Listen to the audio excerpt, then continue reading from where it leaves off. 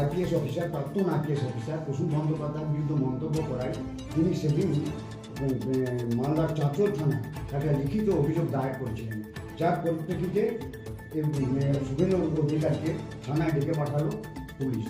কি বলুন? পুলিশ তো আমাদের বরাবরই ডেকে পাঠায়।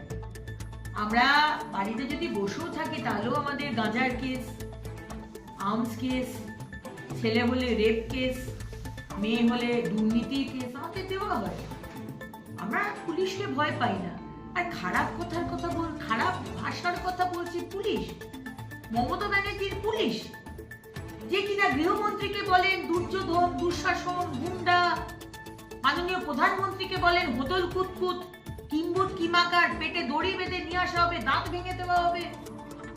মহামান্য রাষ্ট্রপতিকে রূপ নিয়ে কুরুচিকর মন্তব্য করে আপনার পার্টির লোকেরা, আপনার বিধায়করা। সেই পুলিশ আবার বিচার করছে কোনটা খারাপ কথা আর কোনটা ভালো কথা। অসুবিধা নেই, 3 মাস বাকি, চাকা ঘুরছে। চাঁচলে ডেকে পাঠিয়েছেন, আদালত আছে, আমরাও আদালতে যাচ্ছি। মুর্শিদাবাদের